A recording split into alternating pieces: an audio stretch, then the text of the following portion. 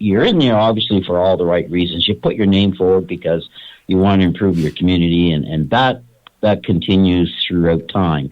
But the thing that you also learn through time is that you need to take care of things that are important as well, and of course, dealing with the expenses that you incur as a councillor or as a mayor or as a staffer, and those types of things, they have to be dealt with. So no different than a business that has policies and responsibilities to take care of their employees. So does the town of Amherst, or so does any municipality, quite frankly. So although you may think that some may be uncomfortable, I can assure you that I am not uncomfortable, simply because this is the third go-around, and for me, this is just day-to-day stuff you have to deal with.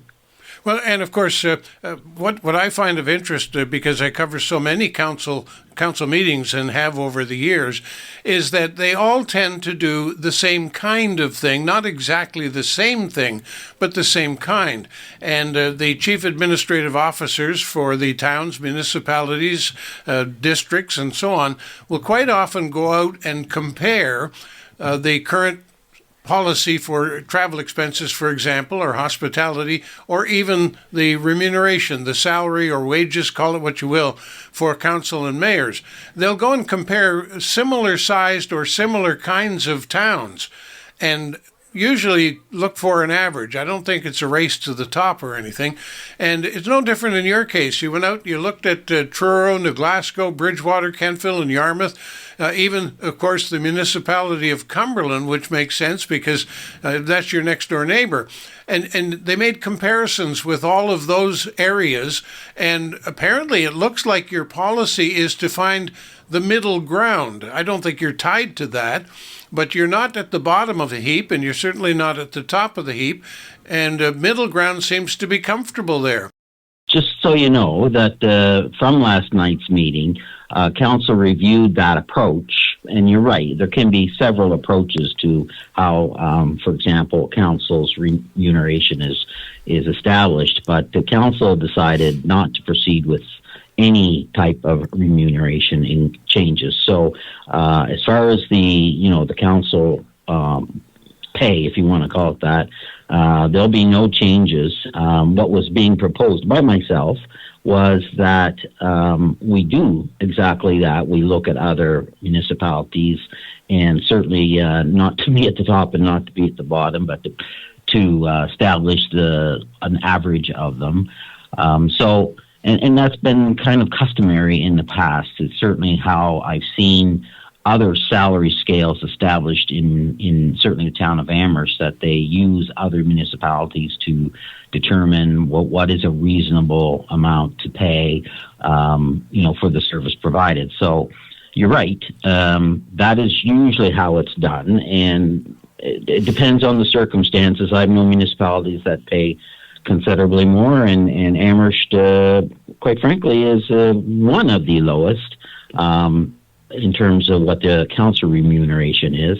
And for staff, the pay scales are, they're competitive with other municipalities to ensure that we don't see a lot of our staff leave. Once they come to Amherst, they usually continue to stay in Amherst because we do pay a fair wage and have good benefits for our employees.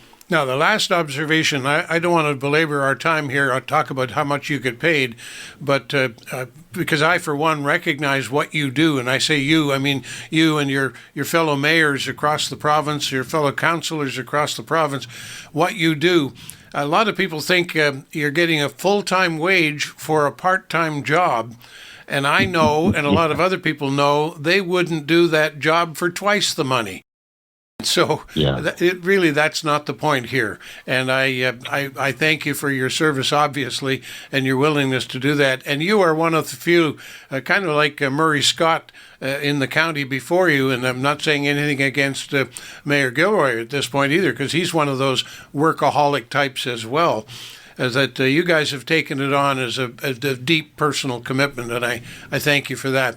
There was one unusual thing where you seem to be the one wanting to spend some money, and I'm thinking now about the annual meeting of the Federation of Canadian Municipalities, and they have an annual conference every year. This year it's in Ottawa. It moves around, and it's in Ottawa, and most councils want to be there. They want to be part of that, but they would normally send the mayor and or another key councillor or some maybe a deputy mayor. They normally would send a representation. But you wanted to send the whole council. Why would you think the whole council should be there? Again, I'm going to just gain on the experience I learned from previous times on council that one of the things that I find that members of council from other municipalities that don't work together well is that they don't see the big picture when it comes to what the federal government and what federal policies and what ministers and types of federal programs are out there that they're not aware of. It's one of those things where you don't know what you don't know.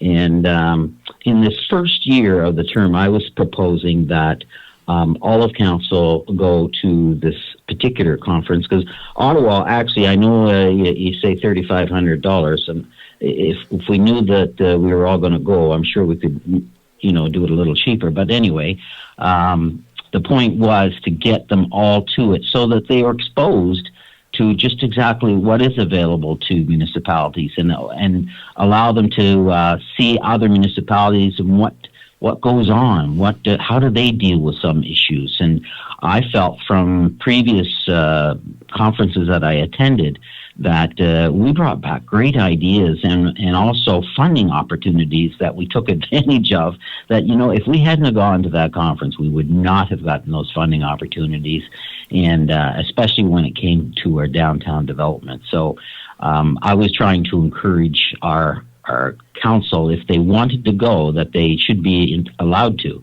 Now, I discovered, of course, last night that a number of our councillors either can't or do not want to go.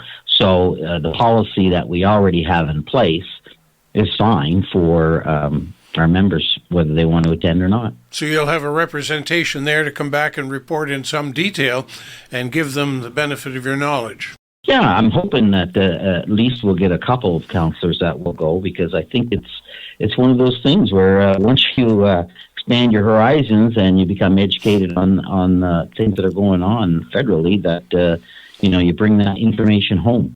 The town of Amherst and the municipality of Cumberland got together with a budget and some grant money from the province, hired someone, and we had a report on that yesterday at council, and this one seems to be one of those that everybody is pleased with.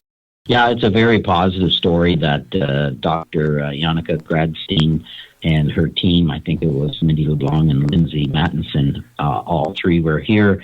And, what happened back in 2022, and they did report on the fact that since that time they've recruited 18 physicians and are currently working on 5 contracts that hopefully they can complete. That's very positive considering apparently in 2021 they only recruited 2. So they believe, and they've reported that they believe the table is turned and things are starting to improve. When your healthcare professionals get established and are willing to stay in our community, the morale of all staff improves, and that they were making that point as well last night. So the $50,000 that Amherst and Cumberland County each had put into it for 2 years ends this fiscal year. So the presentation was to certainly encourage the municipalities to continue on with the Community Navigator program and hopefully encourage more healthcare professionals to come to our area. And hopefully that's the plan. This is not just for the town or the regional hospital. This is for the entire county. And committees and structures right across from Parsboro to Pugwash and everything in between have been pulling together, working together over the last number of years, and having the community Navigator just provided a kind of drawstring to pull all those things together, and it is indeed working well, no question. Speaking with healthcare for a minute, too, there was some concern raised about the discussion about emergency services in the town. And right off the bat, people think of EHS, Emergency Health Services, the ambulances and paramedics, forgetting sometimes that the fire department also has a wing or a division called Medical First Responders that in some communities plays a very, very large role, not quite so much in the town of Amherst. And there's been some discussion about whether that should be enhanced. A long discussion I'll about bet. that, and it was first is trying to understand the whys, and what I mean by that is why is it that the fire department is not receiving a call when first responder is required or through EHS? And so our next step is to meet with EHS and just understand their process. And from there, then we can decide if it makes any sense at all for us to pursue training for firefighters. And of course, you've got volunteers and you've got full-time, and our particular way of responding to any call is through a fire truck going out and doing the investigation and responding. So it's not just as simple as to say, well, let's train some guys to do it. We need to understand the process and the impact that would have on the town of Amherst, of course, not just from a cost standpoint, but how to manage it. So let's find out first how the EHS process works, and we're going to pursue the invite of a representative from that organization to talk to council and educate us on how it works.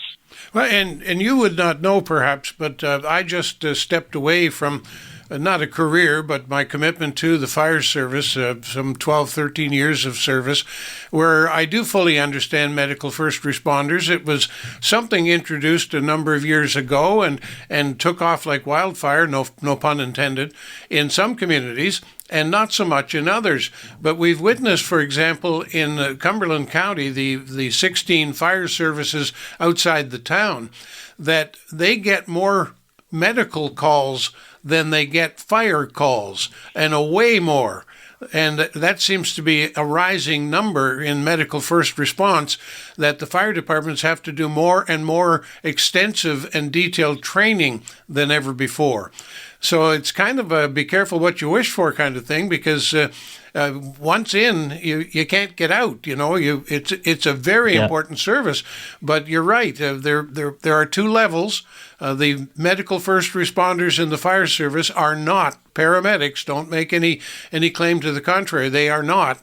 And the two work together hand in hand, but in the end, ultimately, EHS and the paramedics play the more senior role. Yeah, that's absolutely true.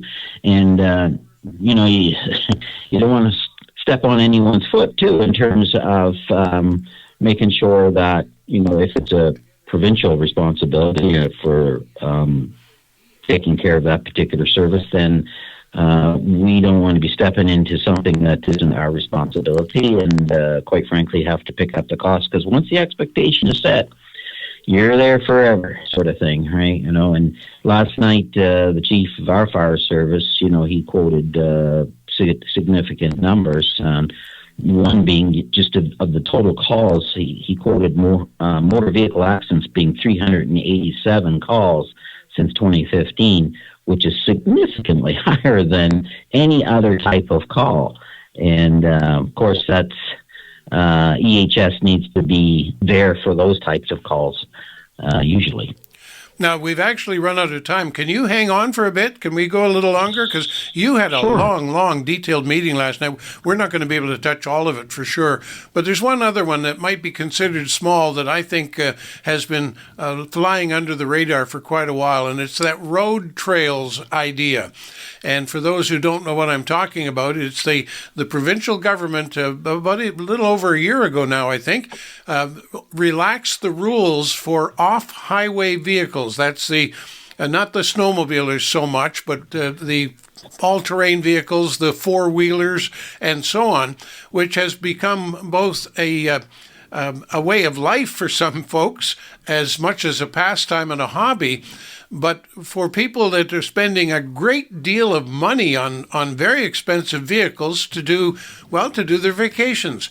I know people, for example, that will travel from Nova Scotia to Montreal by snowmobile in the wintertime and make that a winter vacation.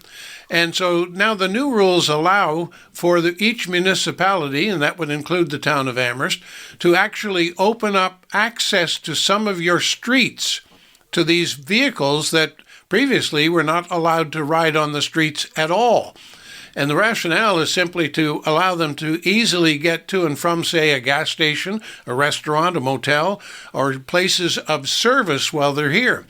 Now, if you didn't get it from last night's discussion, I want to tell you that Quebec and New Brunswick have been doing this across their provinces for decades.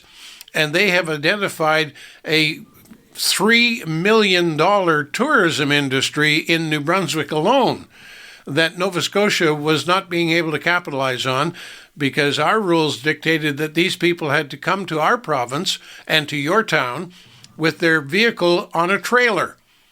And of course, that adds to their cost and the difficulties and so on. But a lot of towns have been reluctant. The image we have of those yahoos who are racing up the street illegally, the image we have of them is that we're opening the door to a whole bunch more of them. But I would argue that's not the case. You're opening the door to common sense users who are going to spend a lot of money. Well, I guess I would agree with you, Bill, that seeing I owned a side-by-side for a few years, and we have traveled the trails, and I often found it was frustrating to have to just haul my side-by-side continuously outside of Amherst. The challenge is that we don't have any connectivity in town that makes sense. And of course, you need private property owners to sign off and agree to allow, trails to be developed. And it's not a small undertaking. And we discussed this because during the election, we heard that a few people say that, gee, it would be nice to have. It's one of those nice to haves, but we need the person or the group or the organization or nonprofit to say, it's so nice to have that we'd like to do it. And I think that's really the first step in the process, is to have a nonprofit organization. And I know there's some out there that have an interest in developing trails. And I think this is one of those projects that the County of Cumberland and the town of Amherst in the future at some point could work together on. And I've spoken to Mayor Gilroy, and he has an interest in it as well. But it's to get that connectivity going, and you got to start somewhere. And of course, they've got to get to the town first, and trails don't get to Amherst. And so that's kind of where the discussion needs to go next.